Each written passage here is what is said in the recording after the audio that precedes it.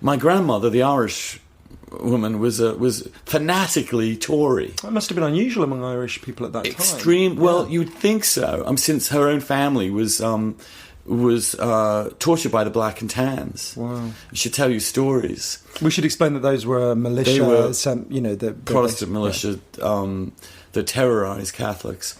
But it wasn't. I don't think it's that unusual for first generation immigrants to overcompensate. Yeah. She used to say to me, she loved Mrs. Thatcher. She could recite the rosary as if you were listening to somebody narrating the sort of horse race. I mean, she got through it before you'd started the first part of it. And she used to embarrass me at church because she would do the Lord's Prayer and the Hail Mary at both 3 times the volume and 5 times the speed of everybody else. But no, she would say to me, you know, because Winston Churchill was her hero. And I think my grandfather's military sort of Toryism was a working class conservatism. Do you know, Andrew, what they sing at the Labour Party conference? They sing the red flag.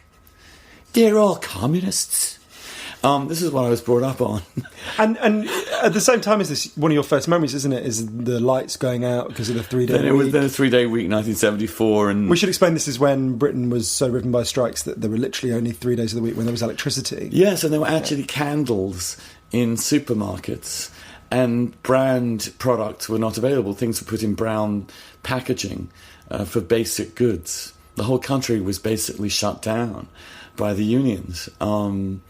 And I felt growing up, God, to know, when you walked around London in the early 70s or mid-70s, which is sort of when I first went to high school, you just had this sense of, what a collapse. I mean, you have around you all these statues and all this stuff to running the entire world, and you couldn't even run a railway system. You couldn't even produce enough energy for more than 3 days of a work week. But the experience that really radicalises you, I think, is what happened with your school. Yeah. Tell me a bit about that. Well, I took the 11 plus. And I was as surprised as anybody to find out I did very well on it, rather freakishly well. The headmaster of my primary school called my parents in. They were worried I had some sort of strange disease or something. He said, well, we've just never had anybody with these scores like this before, and so you really need to understand that you have a kid who's very, very bright, and we recommend that he go to a grammar school, which is what the 11 Plus did. So they're going to send me to John Fisher School, which is Catholic school, and I remember going there, and it really did seem like hell. I mean, it in what way? Well, the headmaster, I mean, I know names, I guess, but I mean, he just looked like he would bugger me the minute my parents looked the other way, and there was this horrible atmosphere of repression and dourness, and my primary school had been all crystals and flowers and blossoms, and so for me it was a shock. So there was this huge fight on the way home from the car where my father said, send him to a comprehensive, because anyway, these grammar schools tend to make them stuck up, and the last thing that he needs is to be even more stuck up. He's spending all his time reading anyway.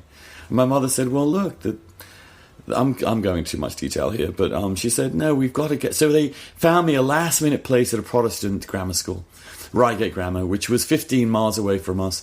So I took the public bus to it, which was an hour and a half's journey there and back on public transport every day for 7 years. And I loved it. And it was a classic old school. You know, they wore mortarboards and gowns, the teachers.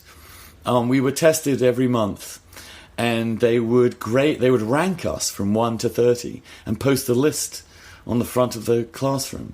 Wow. They got more kids into Oxford and Cambridge that year than any other state school in the country. And the Labour government came in 1974, decided that this was inegalitarian, and tried to shut it down. And on the grounds that it was, as I said, it was advancing people on the basis of their intelligence. This was against morality, and that radicalized me, because the school managed somehow to raise funds and went private. So suddenly people like me couldn't get there. And my brother, who was following, the school raised enough funds to get me through the school, and then my parents just about scraped enough money together to get my brother through. And then I noticed just the success rate at Oxford declined, and Cambridge declined. And I saw this as an element of government-controlled egalitarianism to destroy the opportunities of people like me. And I thought, that's socialism.